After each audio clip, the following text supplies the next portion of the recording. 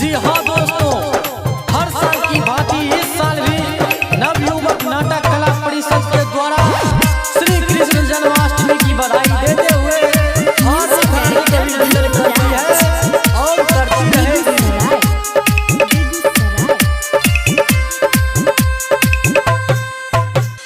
साला भरा खुशी के दिन रे छिए चिता चढ़ के आई जन्मदिन रे साल भर खुशी के दिन रे छिए चित चढ़ के आई जन्मदिन रे सुनो हाथ हमर चले हिला कमर हाथ से नहीं हाथ छोड़ब हम मटका फोड़ब सुन भाई रे हम मटका फोड़ब हम मटका फोड़ब सुन भाई रे हम मटका फोड़ब। Mixed by Ajit Akela.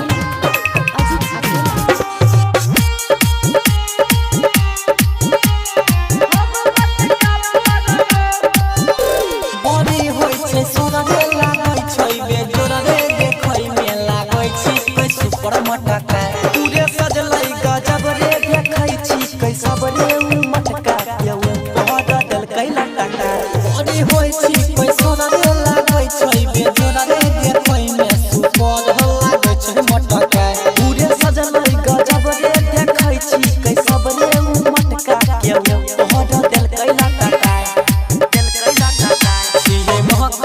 चोर के दीवाना कोई करतै नै हमरा रे माना छियै खुशी में मगन कहै छियौ रे हम केकरो बातो नै हम मानबो हम मटका फोड़ब सुन भाई रे हम मटका फोड़ब हम मटका फोड़ब सुन भाई रे हम मटका फोड़ब। Recording studio Hare Rampur. Recording studio Hare Rampur.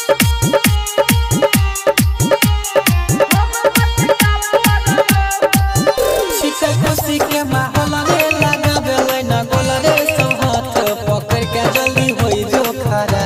तनी देर रुके सब तनी तनी झुके बनैले दे तू रे हमरा भाड़ा छिकै खुशी के माहौल रे लगाबेलै न गोल रे सब हाथ पकड़ के जल्दी होई जो खड़ा तनी देर रुके सब तनी तनी झुके बनैले दे तू रे हमरा भाड़ा सुन कुंदन जिया दो बात रे अब पकड़ तो हाथे से हाथ रे रट भी अरबी के ससन कमलेश मिठले से अनिल करै छी कै खूब सोरबो हम मटका फोड़ब रे यारा हम मटका फोड़ब